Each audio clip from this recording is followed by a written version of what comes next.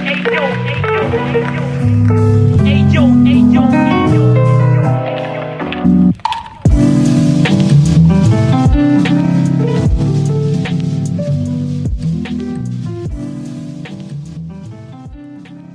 project is a no-profit foundation about visual art and photography. If you want to help us, just drop a donation on buymeacoffee.com/BerlinExplorer. So, here is another appointment of 50 minutes of experience, and today I'm with Jamie Swick. Welcome, Jamie. Hi, thanks for having me. So, it's really nice to have you. As you know, I would like if you can introduce a bit of yourself, then we can talk a bit about what you do. Sure. My name's Jamie Swick. I'm a Polaroid photographer since I was a kid. So I kind of think of myself as a film photographer as a whole, but Polaroid is what I focus on for the most part. And that is kind of my deepest love. I'm located in the Pacific Northwest in the United States, and most of my work really centers around this landscape here.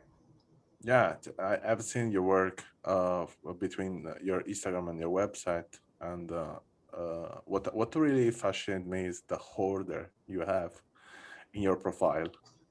It's a kind of a limited scroll of images and visual concept, and I like that it's everything in order. It's really interesting that, and and what also captured my attention is the color of your Polaroid, because in a way seems like you use always the same kind of film. So like with same color tonalities or light. And this is something I'm not used to see in the Polaroid photographer, because most of the time there is a lot of experimentation, a lot of different color, a lot of different tonalities and shades. And what I want to ask you today, it's first of all, how do you consider photography part of your life? In which way? What you are able to say with photography and what you want to say? Oh, I think that's a great question. I love that question. Oh, photography is it's such an integral part of my life. It feels to me like an extension of my body, like of everything that I do. I think of photography as sort of a tool to measure one's life, I suppose. Especially with Polaroid, I think the thing that draws me so much is that, you get this little piece of evidence that you're alive. And that is really magical. It's wonderful to have this medium where you can collect memories over and over again. And it feels to me really important to be able to look back on one's life and have that evidence. I went through a really unique experience when I was a child. I almost died. And after that, I really knew how important it was that life felt like I was really living it. And it's been very interesting over the years. That was a long time ago, but it's been interesting as an adult to realize that I think one of the things that draws me so much to using photography is to remind myself that I survived that and I made it through and I'm still here. And the fact that I can share that with other people and that they're interested in seeing what this one little minuscule life on Earth looks like is incredibly rewarding and makes me feel really, really lucky. Mm-hmm. Yeah, for sure. It's the life is really precious. We can say it's. Oh, absolutely. I mean, in any form of life, it's really something precious, I think, and even if it's totally mysterious, our identity, our being alive is totally mysterious. It's for sure something give us an opportunity, or I want to believe that an opportunity to doing something, to be something. So Yes, Absolutely. It makes me feel alive to be a photographer because I'm always paying attention. You know, you're always looking around like what's over that horizon or what's around this corner. And it gives you that curiosity and that thirst to keep going when life is otherwise intimidating and overwhelming sometimes, you know? And Yeah, this gives you this, I guess, extra push to remain. yeah. So, look, I want to ask you about a project you have in your website. Is named Nokori. Because Mm. first of all, I'm interested about the word because in Japanese Nokori means video game. Oh, a Yeah. friend of mine told me it meant the remaining. Is it the name of a game or is it a type of game? It's just the translation of video game. Huh.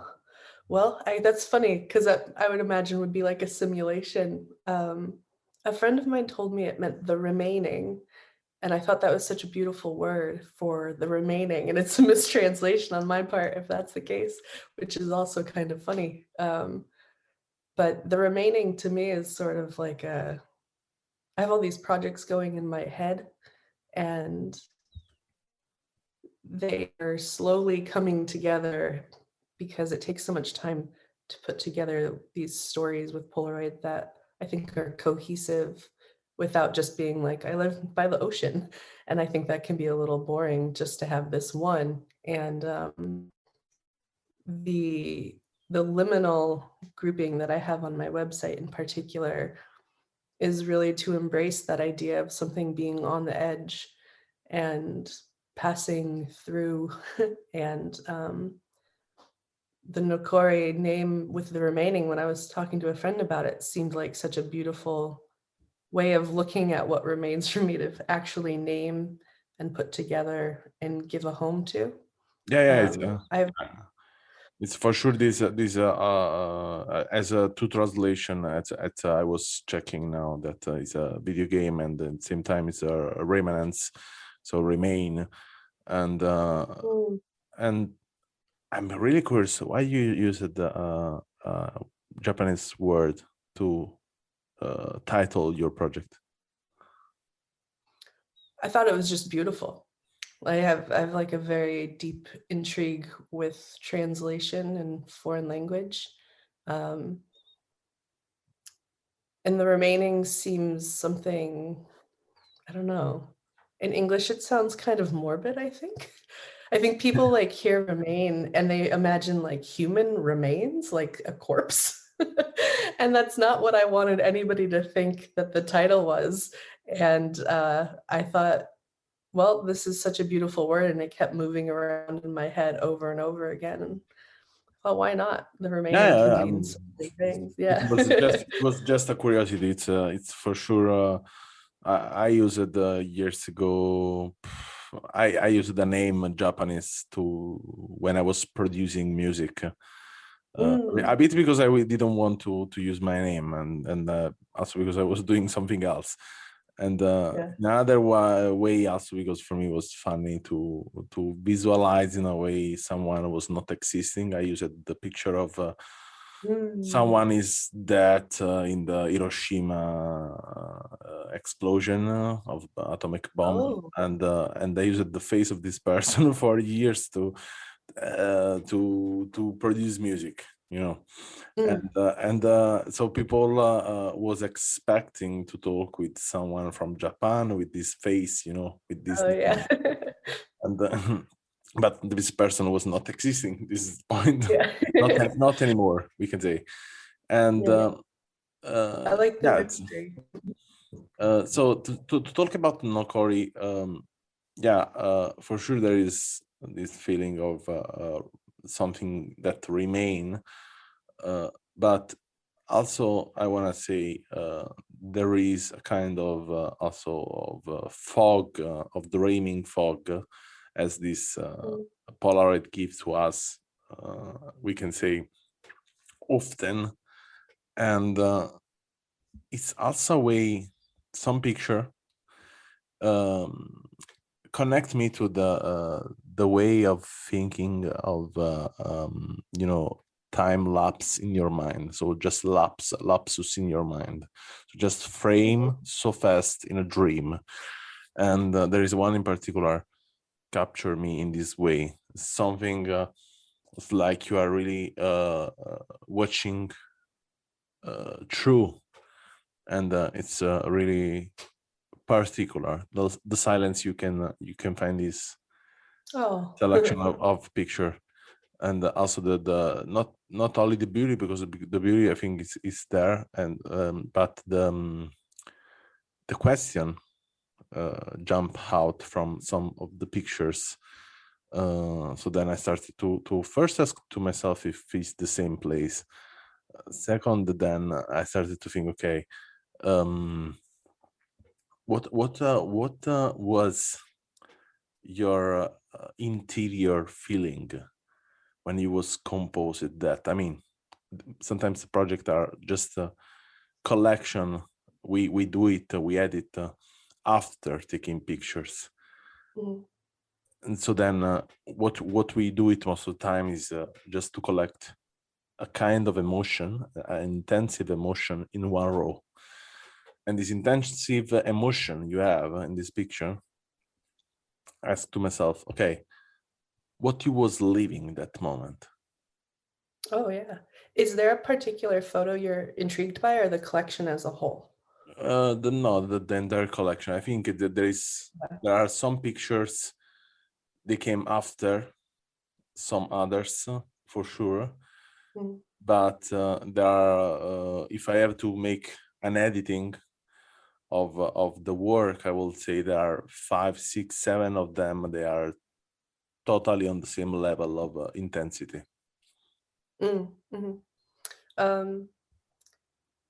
mean, the feeling behind, I would say most of them. I can't say all of them, and I'm not looking at them right now either, so I'm trying to remember all the ones that are in that collection. But the feeling is that I'm searching for silence and peacefulness. I think mostly from myself, and the way that the world feels incredibly loud. And there's generally a true sense of solitude when I am in places and photographing them. And my desire really is to translate what is the sound of the earth and water and wind in conjunction with the emptiness and the softness of a lot of the landscapes that I find myself photographing. And I think that silence is a feeling for me.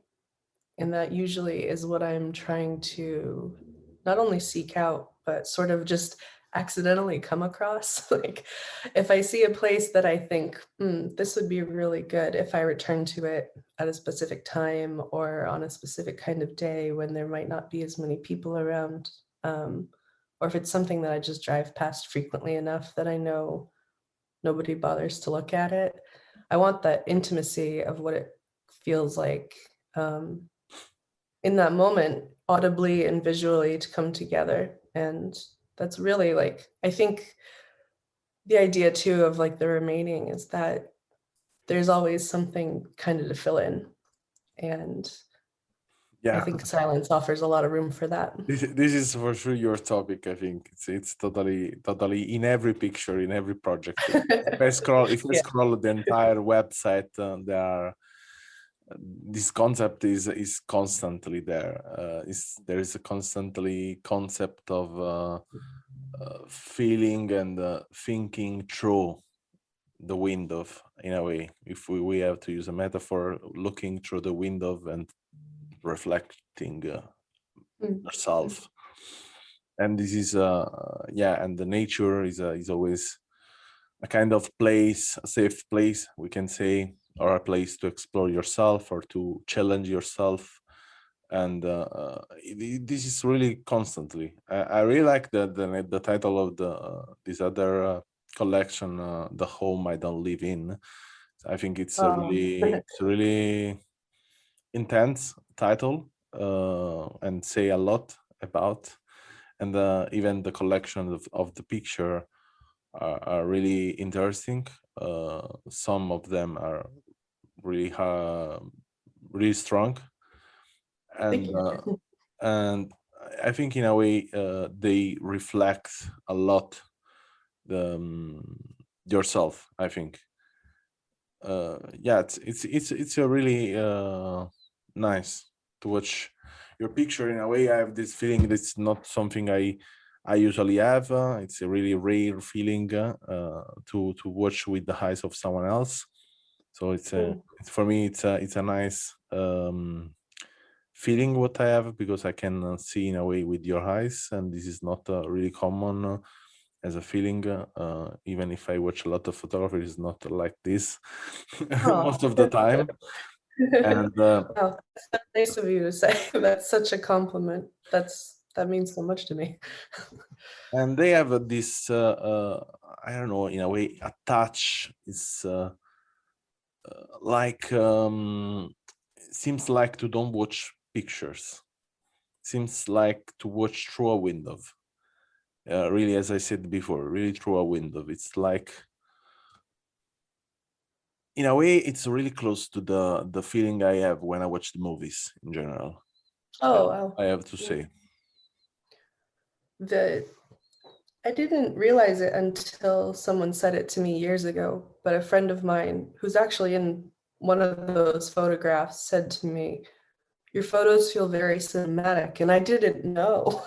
I had no idea that there was anything there. And then I began to really study them, and I had to allow myself to really embrace what that meant, and to have this sort of searching desire to always keep looking around. And that collection, The Home I Don't Live In, is one of my absolute favorites. It's, I think, the body of work that makes me feel the most emotional, and and like something could have a story to it. And it took a long time to collect all of those photographs. So Yeah, I can in imagine. this one location, I can imagine. It's yeah. not really easy to work on a photography project. I will challenge everyone to doing that, and people usually think about, yeah, it's easy to make project because you just need doing some picture, do boo boo, and then everything is okay. But yeah, there's a big difference between putting images are on the same style and putting images are on the same intensity of empathy is totally another level of work. And what I want to ask you, um, there is something come up to your mind, a moment that you probably didn't shoot any picture, and but remained there in your mind. Oh, all the time. All the time, yeah, constantly. It's like, I can tell you, like, so many roadsides that I've desired to pull off on, and so many places where I've been like, "I gotta turn around," and all over the world. And it's such like a haunting feeling, but it's also really motivating because I'm like, well, if there's something just as worthy over there, there's gonna be another one somewhere else. And I guess it's kind of romantic to think about it that way, because then you're always going to like hope for the best, and just try to remain open to what's ahead of you, like literally ahead of you in any direction that you go. And there's so many places I wish that I could photograph that I have not. And I suppose it's okay, but um, maybe Yeah, one day I'll I get mean, to. in a way, for sure, we have to relate that we cannot travel every place, even if the world, Right. even if the world will be more small. I think it will be impossible, because you cannot be in the same place in two places in the same time, no. And this is what I think always, and I think always. There are a lot of words inside of a little house. For example, in a building, there are words and words and words, and we cannot explore all of that. Oh, absolutely. Yes. I love hearing someone else say that. It's it's such a beautiful way to look at life, because photographs are everywhere, you know. It's like it's just a matter of paying attention and observing, and that's one of the greatest gifts we have as being photographers, and being able to see is remarkable. I mean, we're so fortunate to be able to look at things, and if we just turn around and pay attention, I think you are Yeah, able to see that there's that minuscule world right in front of you, you know? yeah, sure, sure. In the podcast before this, I was talking with this author about the importance to had in this world, or to give to this world some images that can show us that something else we never saw or we didn't never realize exist, and then in a way creating the true. And I'm really curious. This is probably the last question I ask you. It's what do you think? What kind of true you create through your pictures? What kind of images you are donating to this world? And in a way, what do you see through this picture? Not, I mean, not only the place where that you visit, but also I think totally something else. Mm, that's a beautiful question. I mean, my hope is that if my hope really is that if people are looking at my work, that it makes them want to slow down, and that is something I think, like the world moves so quickly. It's so rapid. And my hope is that because of that silence and because of that quietness that I'm capturing, that people are thinking to themselves, there's value in that. And it's good for our souls. Not to use soul as like a cheap word. It can be like, you know, kind of joked about, but it's really something I think we all need, is we need to attach ourselves to nature and to envelop ourselves in nature. And my hope is that my work inspires people to go outside and to seek for something that is, you know, Yeah, beautiful and remarkable in the earth, because there's only one of us and there's only one earth, and we owe it to ourselves to remind ourselves that we're from it, you know. yeah. We need it as much as it needs us to do the right things for it. And I hope that my work can be a steward for that sort of action in people, and that in turn they feel as wonderful as I do when I go outside. It's my whole life is being outdoors. It's what I value the most, and I'm fortunate to live in a place where that's possible. But even I think going to a park in a city can do that for people, and I hope that that's what my work does more than anything else, is that it makes people want. That's work good for me, because I'm an insider. So, I mean, I love to stay outdoors, but for me, the inside in every sense, even in this case for the podcast, for example, to explore inside of what there is of people, of what they do. Mm, It's really, I'm really addicted. I have to say. So, yeah. you know, in a way, the what is out, yeah, I love for sure. But if I could spend, for example, hours and hours and discovering new inside of other people, Hmm. I will continue do it, because it's for sure what you find out outdoors. Sometimes for me, there is this feeling that I, even especially in the travel, that I cannot really go inside then when I'm outside, Hmm. because Hmm. you know, the time, there is a time limit. I mean, when I was traveling, I came here in Berlin for 3 days, and I actually are 7 years I'm here, and Wow. I said I just want to stay another week. I want to explore a bit more, you Yeah. know.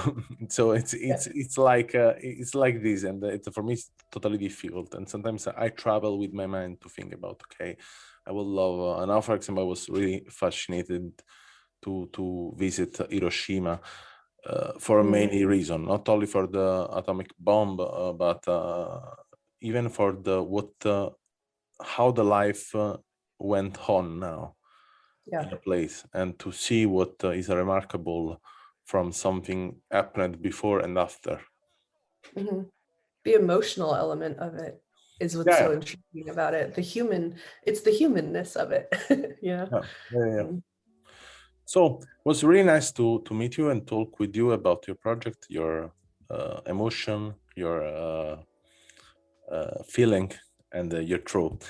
And if anyone wants to see the work of Jamie, link in description. If you want to comment this podcast, you can use the link in description, the last link in description, and send a voice message that we will add to this podcast. And yeah, also Jamie can hear that and probably answer in a way. Thank you a lot, Jamie, for your time and For for having me. this That was so nice nice. travel. Thanks for inviting me. Thanks for listening to our podcast. Learn more about our project at allmylinks.com/BerlinExplorer or visit our Instagram and follow Berlin Explorer Project.